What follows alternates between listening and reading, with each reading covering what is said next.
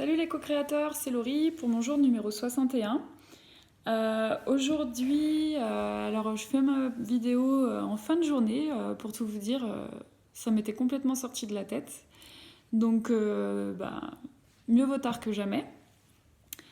La citation d'aujourd'hui est très intéressante, c'était «L'absence d'argent n'est pas un obstacle, l'absence d'idées est un obstacle». Donc voilà, c'est toujours des petites phrases qui permettent de se donner confiance et de voir la vie autrement que de se sentir paralysé à l'idée de manquer d'argent.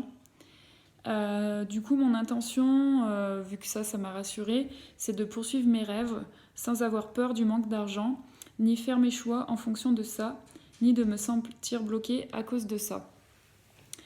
Et donc, mon intuition me dit que c'est un chemin long où je vais devoir être patiente et changer ma manière de voir les choses, de penser, d'agir.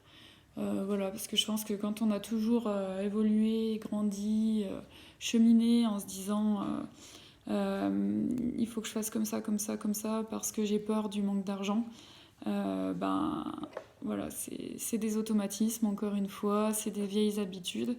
Et donc,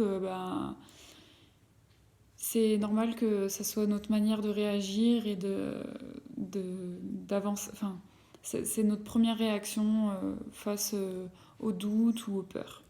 Donc voilà, essayer d'être patiente vraiment et de faire évoluer tout ça dans ma manière de voir les choses.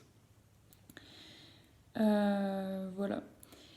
Ensuite, aujourd'hui, moi, j'ai choisi de faire l'exercice du jour, qui est de, en fait, ça va se passer sur toute la semaine et qui est de prendre en note tout ce qu'on dépense, pour ensuite s'adresser à l'univers et lui dire que finalement, on on n'a pas tant dépensé que ça et qu'on sait gérer notre portefeuille, on va dire, et du coup qu'on peut lui demander de nous envoyer plus d'abondance, de prospérité et de richesse. Donc ça me plaît complètement cette idée. Donc je me suis préparé une petite feuille et toute cette semaine je vais noter tout ce que j'ai dépensé. Voilà. Donc on est à la veille de mon retour au boulot demain, donc j'ai l'impression que c'est un peu une fiction pour moi.